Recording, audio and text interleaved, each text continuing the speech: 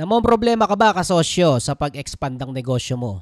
Kumikita na ba yung negosyo mo pero kung ano-ano yung gumugulo sa utak mo? Kung eto ba yung gagawin mo o yan at ano ba yung tama? So kung may negosyo ka na ngayon at kumikita at nadidistract ka sa dami ng pwedeng opportunity tahakin mo, etong sasabihin ko sa iyo dyan, kasosyo. Kung may negosyo ka na kumikita na at for expansion ka na, tulad ni kasosyong JP Palome na ang sabi niya, kasosyong Arvin, baka pwede mo akong sampalin ng katotohanan. Ayos naman mga negosyo ko. Maganda ang mga kita, pero bakit parang feeling ko na hindi ko alam ang gagawin ko? Halo-halo ang mga ideas at kung mag-expand man ako ng stores or mag-focus ako sa distribution, pero problem ko kasi if distribution is walang LBC or other courier sa area ko. Kaya hirap ako mag-ship ng product kasi karamihan ang gusto LBC. Yan ang sitwasyon ni kasosyong JP. So gaya nga ng para sa topic na to, expansion ang problema na ito. May negosyo na, kumikita, may product na, may market na. Nung diniscuss ko ang level 1 is all about product market fit. At hindi lang yon, kinakailangan ng branding at ng system. At profitable dapat. Yan ang kabuuan ng level 1. So pinag-iisipan ni kasosyong JP Palome sa tanong niya kung mag-expand ba siya ng physical store. Magpapadami ba siya ng physical store or magpo-focus siya sa distribution system. Distribution system, ibig sabihin yung mga products niya which is vape daw, sa pagkakaalam ko, vape, ipapadala niya na lang sa iba't ibang mga tao. Ang problema nga lang, wala daw courier sa lugar nila. Kaya inisip niya alternatibo is magtayo ng mga shop o mga physical store para mag-expand. Good problem, kasosyong JP. Dati, the best mag-expand ng physical store. Dati yon. Pero ngayon, kayabangan na lang yan. Nai-content ko na rin to. Huwag nyo isipin na pag nag-expand kayo ng physical store, dadami yung income nyo. Hindi. Ang physical store, kayabangan na lang yan. Pag nagpadami kayo ng physical store, huwag nyong i-anticipate na dadami rin ang income nyo. Halimbawa, may isa kayong physical store. Ang income nyo dito, monthly ay 1 million. Nagdagdag kayo ng bagong physical store. So, ini-expect nyo na magiging 2 million na yung income nyo. Monthly, hindi po. Kadalasan nangyayari, pag may isa kang physical store na nag-i-income ng 1 million, tapos nagdagdag ka ng bagong physical store, nagdoble ang gastos mo. Akala mo, kikita ng bagong 1 million to, hindi. Ang mangyayari niyan, dalawa store mo, ang total income mo, 1 million pa rin. Pero dumoble ang gastos mo. Talaga po. Bakit? Kasi nadede-focus ka eh. Pangalawa, hindi mo na nagalingan mag-marketing sa dalawang lugar kasi palipat-lipat ka.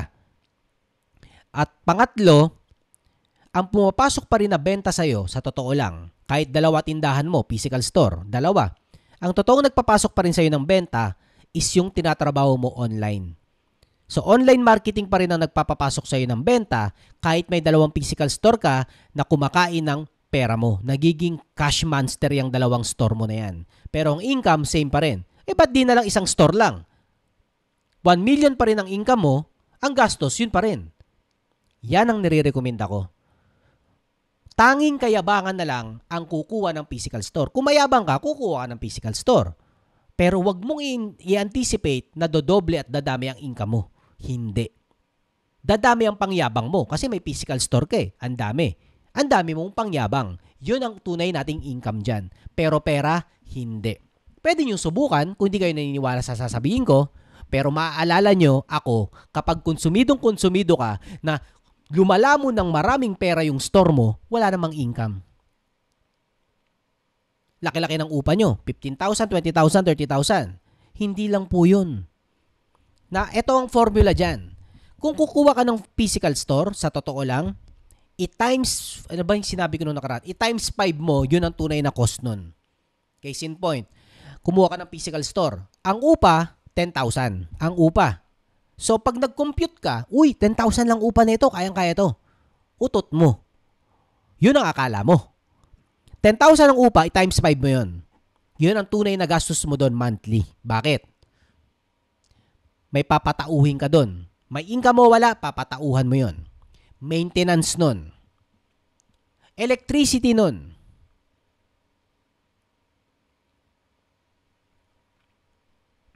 Mga appliances mo doon na laging nadadagdagan, nasisira.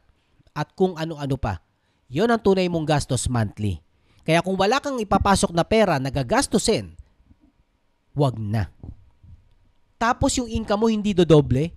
Ang mali kasing assumption ng mga negosyanteng bagito na wala pa ganong experience, akala nila pag nag-multiply kayo ng stores, pati income nagmumultiply. Hindi po.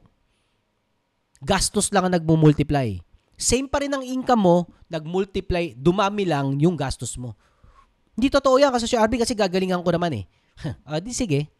Ito ang katotohanan. Pag nag-multiple stores kayo, huwag nyo na akong lokohin. Huwag nyo na akong gaguhin. Ikaw din naman magmamanage ng store 1 sa store 2, di ba? Ikaw din yan. Alam ko na yan. Tapos magdadagdag ka pa ng ikatlo. Huwag nyo na akong ululin. Ikaw magmamanage ng store 1, store 2, tapos may store 3 ka pa. Yun ang gagawin nyo. Bakit? Kasi kayo lang magaling dyan. Pangalawa, wala kayong mahire na matino. O kaya kung may na-hire kayo, nagsisialis lang din. Ito pang malupit. Sa una mong store, kumikita ka. Kasi nakatuto ka eh. Nung kumuha ka ng pangalawang store, pabalik-balik ka na sa dalawa. Tapos nilagyan mo ng tig-isang pagkakatiwalaan. Ngayon, dito ka mapuputa-puta-pete. Bakit? Kasi yung dalawang pinagkakatiwalaan mo, nagnanakaw na sa'yo ngayon. Kasi ikaw, nagpapabalik-balik ka sa dalawang stores. Hindi mo na namomonitor ng maayos. Yung pera sa kabila at pera sa kabila, pinagkakatiwala mo na dun sa nilagay mong pagkakatiwalaan kuno. Na 3 months lang mapagkakatiwalaan. After nun, ninanakawan ka na yan. So, mauubos ang pera mo kasi mismanagement ng physical store. Sabihin, Kasosyo RB, napaka-negative mo naman.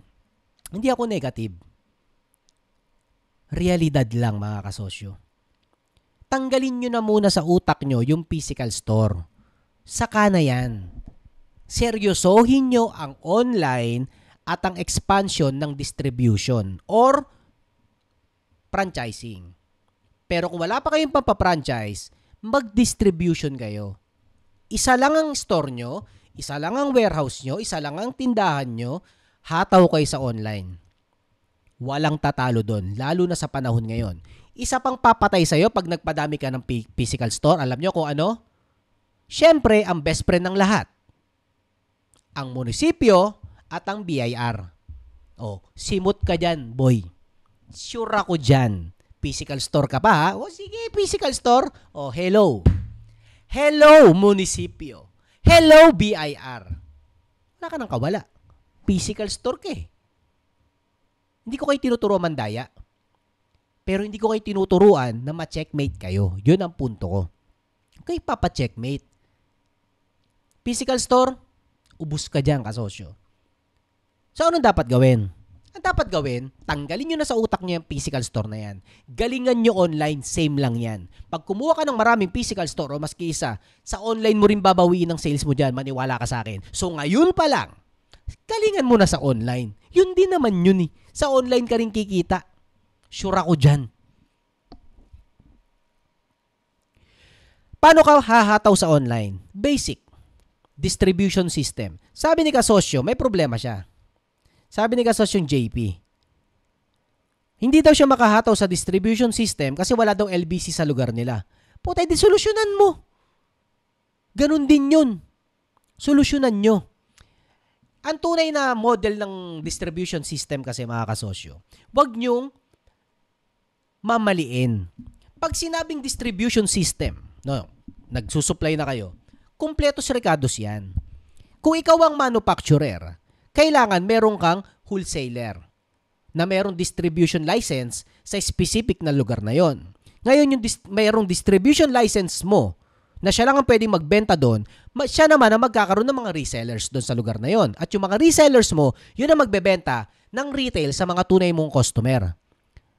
Ang kaiskaman na ginagawa ng mga budol na nagdi-distribute ngayon, silang mga distributor, silang mga manufacturer, kinakalaban yung mga reseller. Kaya walang nananalo. Ang lugi, yung nagre-resell. Kapag manufacturer ka at kumuha ka ng distributor sa isang city, siya lang ang pwede magbenta sa city na yon. At yung distributor na yon, siya ang kukuha ng mga reseller sa city na yon. At yung mga reseller na yon, ang pwede lang magbenta sa mga kliyente sa lugar na yon. Hindi yung nagpa-distribute kayo, nagbebenta rin kayong direkta sa customer. Mali po yun. Nilalabag nyo yung sistema na distribution system. Wala kayong respeto sa binigyan nyo ng lisensya. Hindi tulungan yun. Niloloko nyo yung kumukuha sa inyo ng supply kasi kinakalaban nyo rin. Mali po yun. Kaya kung kayo nagsusupply ng product na yung supplier mo ay nagbebenta rin, kung saan ka nagbebenta, sinasalbahe ka nun. Kaya wag tayong maging ganun. Kung kayo naglalaro sa distribution system, ikaw ang manufacturer, ikaw ang nagpo-produce nung product nyo. Kaya ka may problema sa courier kasi pa isa-isa. Lugi talaga kayo dun. Kaya nga kailangan trabahuin nyo na yung distribution system. Kailangan may isa kang binabagsakan per city. Minsan naman per barangay. Minsan naman per region. Basta kailangan meron siyang distribution license. Kung sino yung distributor mo doon, kung may bibili ng retail doon, kahit sa'yo umorder, papadaanin mo pa rin doon sa distributor mo doon. Kung may distributor ka na sa lugar na yon. At hindi bibili sa'yo ng rekta. Yung problema ni kasosyong JP, na may problema siya sa LBC, courier, totoo. Ang makakasolve dyan, maghanap ka na ng distributor mo sa bawat lugar at yun ang babagsakan mo ng isang bulto. Kasi dun lang kayo mananalo. Kung pa isa-isa mula sa lugar mo, may order sa Mindanao na isang vape, may order sa Caloocan na isang vape, hindi kayo mananalo dun. Walang order talaga sa'yo. Tapos hindi ka talaga napupunta ng LBC kasi patingi-tingi. Kung bulto-bulto yung pinapadala mo mula dyan sa lugar mo, rekta mo na dun sa didistributan mo, dun kayo mananalo. Kasi pag ginawa nyo ng mali ang distribution system, talagang may problema kayo sa courier. Kaya nga ginawa yung distribution system para yung delivery ma-solve. Exactly yung problema ni kasosyong JP na may problema siya sa courier. Ang makakasolve dyan, gawin nyo ng tama yung distribution system. Again, may manufacturer, may distributor per area or per city, per area may license at yung distributor na yon ang siyang maghahanap ng mga resellers at yung mga resellers ang siyang magbebenta sa mga customer. Ganun tumatakbo ang distribution system in a nutshell. Dale? Anong mga sunod yung tanong dyan? Paano yung kasosyo RB? Nakakatakot naman magtiwala, ganyan-ganyan. Bala kayo sa buhay nyo. Pag di nyo inayos yan, lagi kayo may problema. Patakbo sa level 2.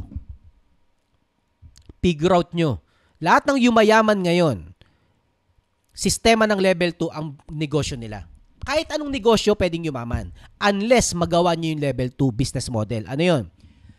Licensing business model. More on that. Ayan ang pinakakomplikado pero pinakamalaking kita yung licensing business model. Saka na tayo dyan. Magpa-distribute kayo, yung tinuro ko ngayon, or magpa-franchise. Either way.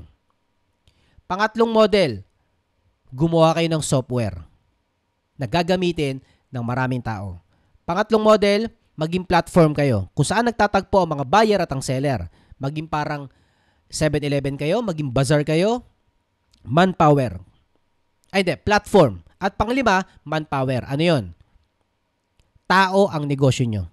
Nagtitraining kayo, nagpapadala kayo ng tao sa iba, may alaga kayong mga artista, talent manager kayo, manpower business model or agency business model. Kung wala kayong gagamitin sa lima na yan, kahit anong negosyo nyo, laging mamomroblema tulad ni kasosyong JP. Itama nyo yung model na mapipili nyo sa level 2, galingan nyo, solve the problem, at huwag nyong tatakbuhan. Huwag nyong gawing mali. Distribution model na si kasosyong JP. Pero hindi nagagawa ng tama. Good problem, kasosyong JP. Ito, sabi ni kasosyong JP, totoo. Si kasosyong JP to, comment, totoo. Ganun nangyari. Kung saan ako nakafocus, yun talaga kumikita. Yung isang branch ko, feeling ko, laging nananakawan. Hindi feeling yun. Ninanakawan ka talaga nun. Kasi ikaw, hindi ka nakatutok eh. Yung mga kinukuha nyong pagkakatiwalaan, yung akala nyo lang mapagkakatiwalaan. Akala nyo lang, pero hindi. Kung may feeling kang ninanakawan ka, puta huli na yun. Ibig sabihin, ang dami ng nanakaw nun. Naniniwala ba kayo sa akin doon? Kung may feeling ka na ninanakawan yata ako, ba't walang natitirang pera? Huli na yun. Ibig sabihin nun, ang dami ng nanakaw sa'yo. Totoo yun. Feeling, mga kasosyo, hindi nagkakamali ang feeling ng negosyante.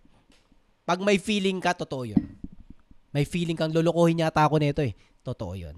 May feeling kang ninanakawan yata ako nito eh. Totoo yun. Bakit? Naniniwala kasi ako na ang negosyante, labis-labis magtiwala. Kaya pag dumating ka na sa punto na nagduda ka, sagad na yun. Kasi bago dumating doon sa punto na nagduda ka, kutakot-takot ng kabulagan ng ginawa mo.